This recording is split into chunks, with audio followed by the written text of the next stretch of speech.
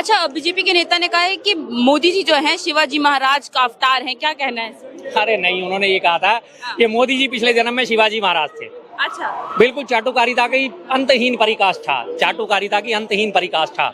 कहाँ छत्रपति शिवाजी महाराज और कहाँ हमारे महाराज फेकू महाराज, फेकेंद्र महाराज, मोदी जी। छत्रपति शिवाजी महाराज के राज में जब उनके युद्ध चल रहे थे, उनके साथ उनके जो सेना थी, मैंने दोबारा इस बात का जिक्र करना चाहूंगा कि उनकी सेना जो है वो महिला को पकड़ के ले आए, जो उनके मुगलों की सेना में से, कि महाराज ये बहुत परम सुंदरी है आपके लिए। उसने कहा आपने बहुत गलत काम करा है, इसे सह सम्मान विदा करके आओ। ये महिलाओं के सम्मान का नजरिया था छत्रपति शिवाजी महाराज का। और हमारे मोदी जी का आप देख लीजिए, मणिपुर पौने 2 साल से चल रहा है। मणिपुर की बहन बेटियों के साथ आज तक उन्होंने कभी मुलाकात करी, जिनके साथ उनके गलत हरकत करी थी, जिन्हें नंगा करके परेड कराई गई थी, कभी उनके साथ बैठ के उन्होंने मीटिंग करी, कभी उनके साथ हाथ रखा सांत्वना का। 2800 महिलाओं की यौन शोषण का आरोपी प्रज्वल रेवन्ना, उसके कंधे पे हाथ रख के मोदी जी वोट मांगते हैं। ये महिलाओं का सम्मान करते हैं। पहलवान बहन बेटियां जब हमारी मेडल जीत के लाती है तब तो वो उनकी बेटी हो जाती हैं, और जब वो अपने हक के लिए आवाज उठाती हैं तो उन्हें जंतर मंतर पे घसीटा जाता है, उनके बाल पकड़ के घसीटा जाता है, उनके सीने पे हाथ मारते हैं, और मोदी जी चू तक नहीं करते कि आप इनके साथ गलत मत कीजिए। कहां से तुलना करेंगे छत्रपति शिवाजी महाराज? लोग अगर आज कहते हैं भाई आज ये बंदा राज सुख भोग रहा है, तो जरूर इसने पिछले जन्म में कोई अच्छे कर्म करे होंगे। तो अगर वास्तव में मोदी जी ने पिछले जन्म में अच्छे कर्म करे होते और पिछले जन्म में मोदी जी छत्रपति शिवाजी महाराज होते, तो आज वो महिलाओं का सम्मान करना जानते। उन्होंने अपने घर की महिला को ही सम्मान नहीं दिया, और इससे बड़ी बात क्या बोले, अपनी घर की महिला को ही सम्मान नहीं दिया। बाकियों की तो बात ही निराली है। बाकियों को तो सबने देखा है, बिल्किस बानो की बेटी के हत्यारे और उसके बिल्किस बानो के बलात्कारी 11 लोगों को सह सम्मान रिहा कर दिया गया उन्हीं के गृहनगर गुजरात से।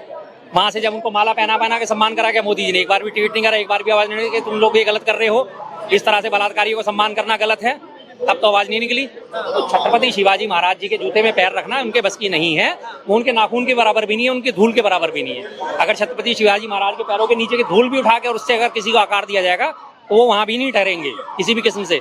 वो बहुत महान व्यक्तित्व थे, विराट व्यक्तित्व थे छत्रपति शिवाजी महाराज। मोदी जी हमारे उनके आगे कहीं नहीं ठहरते। बाकी वो जो मंत्री जी ने कह दिया उसे मानसिक इलाज की जरूरत है, उन्हें जाना चाहिए, अपना मानसिक इलाज कराना चाहिए। उन्हें सपने में उल्टी सीधी चीजें नजर आ रही हैं, हो सकता है किसी भूत प्रेत का असर आ गया हो। तो आजकल एक फेकेंद्र शास्त्री जो है वो बड़ा मशहूर है, बागेश्वर धाम वाला फेकेंद्र शास्त्री, वो बड़े भूत प्रेत निकालने में मशहूर है।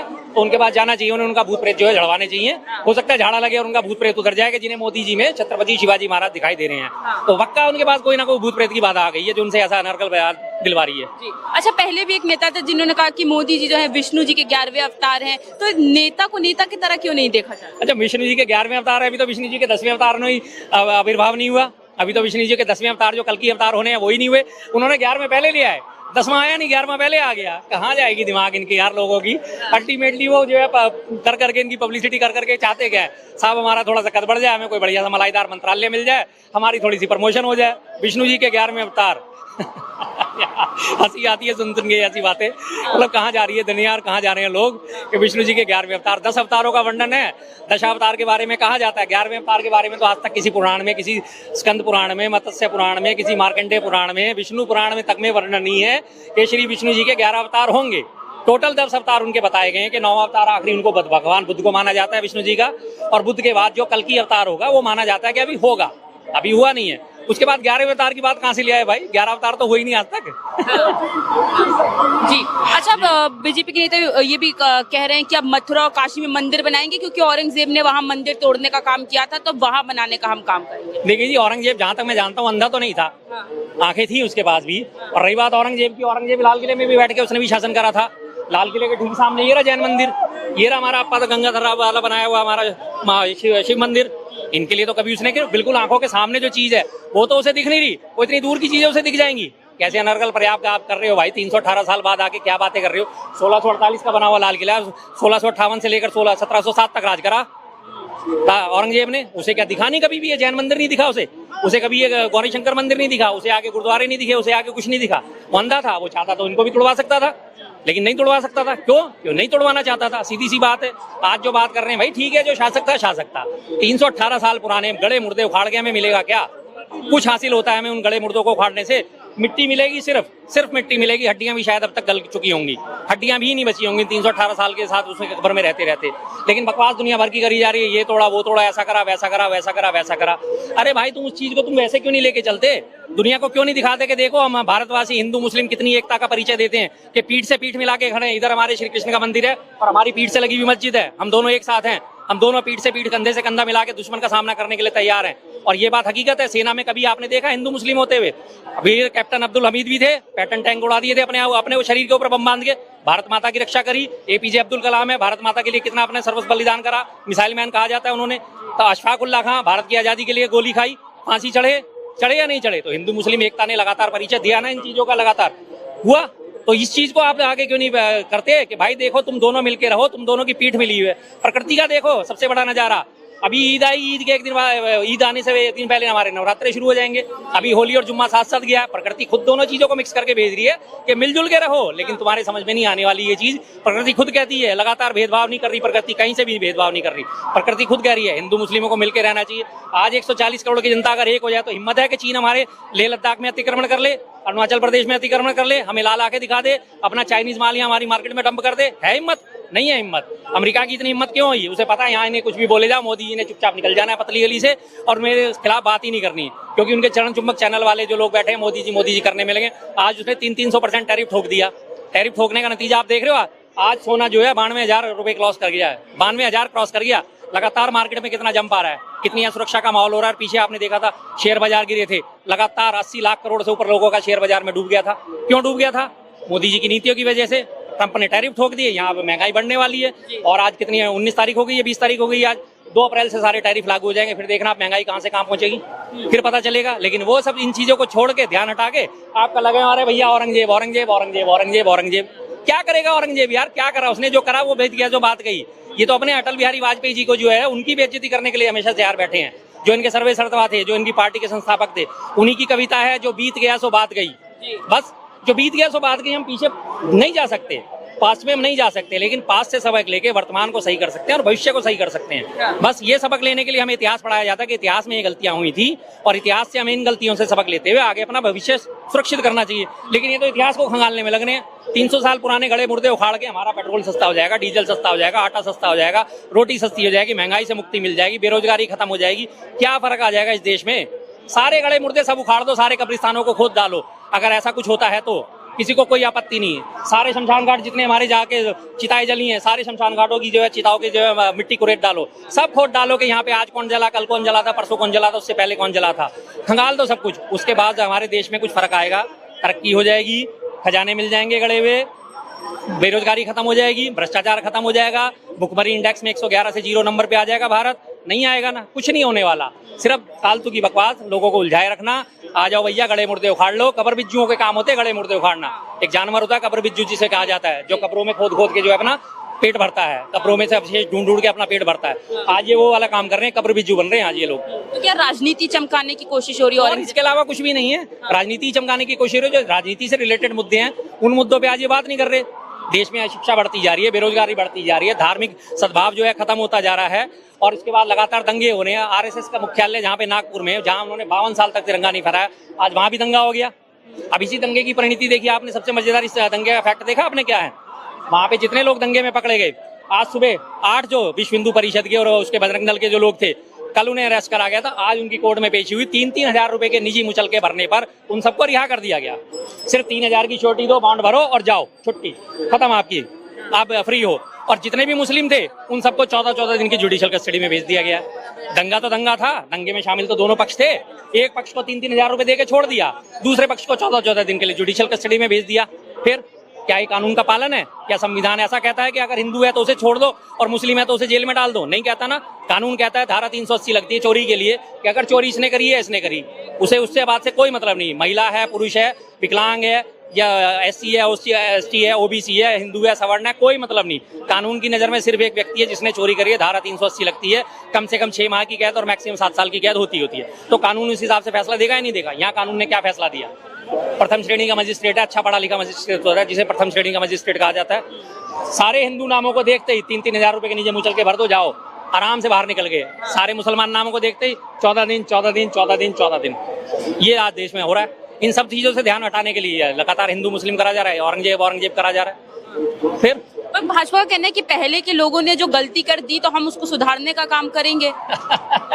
इन अकल के अंधों से एक बात पूछो जी, यहाँ से एक वो सांप निकल के चला गया, ठीक है जी, आगे वो डसने चला जी, रोजी रोटी मिलेगी। हाँ जी, खबर खुदेगी, सबको रोजी रोटी मिलेगी, सबका घर चलेगा जी। मैं उनसे सवाल पूछता जा रहा हूँ अकल के अंधों से। यहाँ से एक सांप निकल के चला गया, अब सांप निकल के तो चला गया बहुत दूर, हो तो जमुना पार भी कर गया। अब उसके बाद ये लोग लठ लेके आ रहे हैं, अरे यहाँ से सांप निकला था, मारो मारो मारो मारो मारो। धूल में लठ मार रहे हो ना भाई, सांप तो निकल गया, कब का निकल गया, अब धूल में लठ मार के कुछ मिल जाएगा। हमारे मोहल्ले में ना बहुत पहले एक बड़ा जीदार किस्म का इंसान हुआ करता था, जो अपने आप को कहता था अरे भाई मैं हूँ, मैं तो बहुत कुछ हूँ। और मोहल्ले में जैसे किसी का कोई झगड़ा होता था इधर दूसरे मोहल्ले वालों से, पहले अक्सर यही हुआ करता था, मोहल्ले में झगड़े बहुत हुआ करते थे। दूसरे मोहल्ले का कोई झगड़ा करने आता था ना, वो सबसे पहले गायब होता था।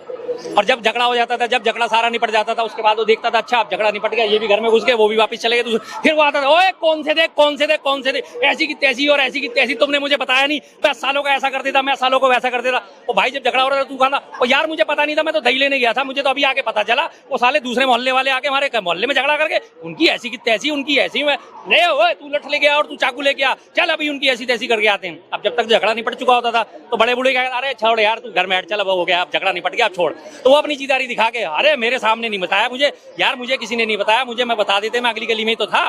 बस झगड़ा निपट जाता था, उसके बाद वो चौड़ा होके आता था। वो यहाँ नील का हो रहा है, 318 साल बाद आ रहे हैं कि औरंगजेब का बदला आप लेंगे। अबे औरंगजेब का बदला क्या लोगे तुम, औरंगजेब है कहाँ है औरंगजेब, उसकी मिट्टी से बदला लोगे, उसकी मिट्टी को खाओगे।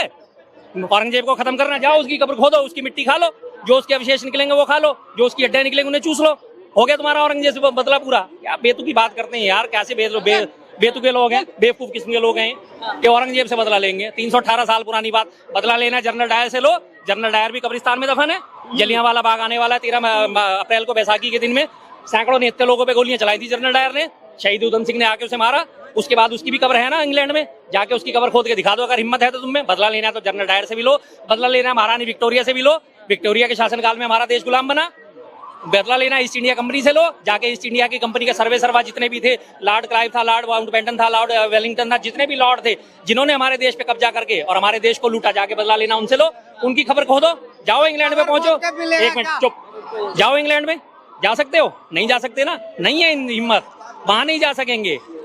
महारानी की कब्र खोद सकोगे? महारानी ने कितने साल शासन करा हमारे ऊपर, और अभी भी हम कॉमनवेल्थ का हिस्सा है। कॉमनवेल्थ का हिस्सा होने का मतलब होता है कि हम महारानी के शासन काल में अभी भी जीते हैं। 50 देश अभी भी कॉमनवेल्थ से अलग नहीं हुए। ये असली गुलामी का प्रतीक है। इससे बाहर निकलने के लिए रास्ता नहीं दिखाएंगे, लेकिन दिखाएंगे किससे? 318 साल पुरानी जो बात हुई थी उसके, 1707 में औरंगजेब मर गया था और अब तो 2025 चल रहा है, उसकी बात करेंगे। क्यों इन्होंने सीधा सीधे पैरामीटर सेट कर दिया है, मुगल मतलब मुसलमान, मुगल मतलब मुसलमान, मुसलमान इनके लिए सिर्फ मुगल हैं, उसके अलावा इनके लिए कोई मुसलमान नहीं है। इन गधों से ये पूछो भाई, जब बाबर आया था तो उसने आक्रमण किस पे करा था? लोधी पे करा था ना। लोधी से पहले कौन था? लोधी से पहले कौन था? तुगलक वंश, तुगलक से पहले कौन? खिलजी, खिलजी से पहले कौन? दिल्ली सल्तनत। तमाम सारे मुसलमान ही तो थे जिनसे बाबर की लड़ाई हुई थी। फिर उनसे किसी से बात नहीं करते। जाके हिम्मत है तो जाके अहमद शाह अब्दाली की कब्र खोदो, जाके हिम्मत है नादिर शाह की कब्र खोदो, जो नादिर शाह यहाँ से 80 करोड़ की दौलत लूट के ले गया था। पूरे चांदनी चौक को उसने रक्त रंजित कर दिया था, पूरे चांदनी चौक में खून की नदियां बहा दी थी उसने। पूरा ये इलाका वाल सिटी का उसने एक दिन में 30,000 लोगों का कत्ल करा था, एक दिन में 30,000 लोगों का। है हिम्मत नादिर शाह की कब्र खोदने की? नहीं खोद पाएंगे ना, क्योंकि वहां जाते होते ये निकल जाएगी हवा सारी की सारी, गुब्बारे की। बात कर सकते हैं वो जहां से कोई जवाब देने वाला ही नहीं आएगा। आसमान में छेद कर रहे हो प्रभु, ओ शैतान ऊपर बैठा, तू नीचे आ, मेरे से बात कर। पता है ऊपर से नीचे तो कोई आना ही नहीं है, जितना मर्जी चिल्ला चिल्ला के, तू ऊपर बैठा ना शैतान, तू नीचे आ, मैं तेरे से बात करता हूँ। वो नीचे आएगा नहीं, तुम ऊपर जाओगे नहीं, बात खत्म। तो बात तो ये ऐसी कर रहे हैं कि जो हवा में तीर चलाना, इसी को तो कहते हैं हवा हवाई फायर। अच्छा, संभल में भी बोला जा रहा है कि हर होली के बाद मेला होता था और इस बार जो है उस नेजा मेला उसको बोला जाता है, इस बार उस पर रोक लगवा दिया गया है सरकार। जनवरी का सेनापति था, उसके उसमें होता था वो मेला, उसपे वहाँ के एसएसपी ने रोक लगा दी है। वो अब डिसाइड करने वाले हो गए कि क्या चीज सही रहेगी, क्या चीज गलत रहेगी। एक एसएसपी की आज इतनी हिम्मत हो गई है, वो प्रशासन से ऊपर हो गया है, नेताओं से ऊपर हो गया, मुख्यमंत्री से ऊपर हो गया, कि उसने एक ऑर्डर फरमान जारी कर दिया कि अब ये मेले नहीं लगेंगे। तो धीरे धीरे वो करे क्या रहे हैं, मतलब जबरदस्ती लोगों को प्रोवोक कर रहे हैं, जबरदस्ती भड़का रहे हैं। अरे भाई मेला लगता है, मेले में हजारों लोग आते जाते हैं, आदान प्रदान होता है, लोग चीजें खरीदते हैं, लोग चीजें पहनने ओढ़ने की चीजें खरीदते हैं, खाने पीने की चीजें खरीदते हैं, झूला झूलते हैं, सब काम करते हैं। एक अर्थव्यवस्था चलती है इन सब चीजों से। तो पुराने जमाने में लोगों ने इन सब चीजों को इसीलिए तो तैयार करा था कि होली दिवाली और ये त्योहार वगैरह ये सब चीजें आती रहे, ताकि लोग मिलते जुलते रहे, सब काम इसी तरह से चलते थे।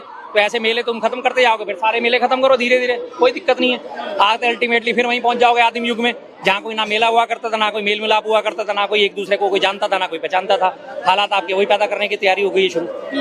अखिलेश यादव का भी ये कहना था कि मेले में हर धर्म के लोग एक दूसरे से मिलते हैं और शायद ये चीज भाजपा से देखी नहीं जाएगी। बिल्कुल बिल्कुल, उस मेले में कहीं कोई ऐसा नहीं था कि पर्टिकुलर इसी धर्म के लोग जाएंगे या इसी धर्म के लोग जाएंगे। वहाँ पे हिंदू, मुस्लिम और जो और दूसरी तमाम कम्युनिटीज की हैं, ऊंची जाति, नीची जाति, सब लोग जाते थे। मेले का मतलब ही यही होता है। अब यहाँ पे मेला लगता है रामलीला में, जब हमारी होती है 10-12 दिन रामलीला होती है, तो क्या यहाँ मुस्लिम नहीं आते? आते हैं, खूब आते हैं। और अब ईद का मेला लगेगा, हिंदू नहीं जाएंगे? सारा झूला झूलने जाएंगे, खूब जाते हैं। तमाम लोग आते जाते हैं। आज सारा बाजार भरा पड़ा है, हिंदू मुस्लिम मिलकर खरीदारी कर रहे हैं। आने वाले टाइम में लोग अपने नवरात्रि की खरीदारी कर रहे हैं, मुस्लिम अपनी ईद की खरीदारी कर रहे हैं। तो मेलों का तो व्यवस्था करी गई थी, वो इन्हीं चीजों के लिए तो करी गई थी कि लोग मिले जुले, आए, एक दूसरे के साथ मिलजुल के बैठे। आज इंटरनेट का जमाना हो गया। इससे 15-20 साल पहले ही आप याद करो, हम लोग क्या करते थे? हमारे पास ना मोबाइल होता था, ना कुछ और होता था लोगों से बातें करने के लिए। अल्टीमेटली क्या होता था, यार दोस्तों की रोज एक बैठक हो जाती थी। भाई शाम को 6 बजे इस जगह पे मिलना है, भाई शाम को 6 बजे इस जगह पे मिलना है। तो वहीं हम लोग मिलते थे, आपस में बातचीत करते थे। होली पे लगातार पूरे के पूरे मोहल्ले में एक के किसी के घर का चुन लिया जाता था, जिसका बड़ा घर हुआ करता था। सब मिलके होली मनाते थे। इसीलिए तो मनाते थे क्योंकि कोई संबंध नहीं था, कोई साधन नहीं था लोगों से मिलने जुलने का। अब इंटरनेट का जमाना आ गया तो लोग उस पर ज्यादा बिजी हो गए हैं। तो ऐसी जगहों पे जब ऐसे जब एकल होते जा रहे हैं, उसके लिए मेले बहुत बड़े व्यवस्था का काम करते हैं, लोगों को मिलने जुलने का मौका देते हैं। तो ऐसी चीजें बंद नहीं करानी चाहिए, चाहे वो किसी की भी हो, किसी भी तरह से हो। ये गलत चीज है।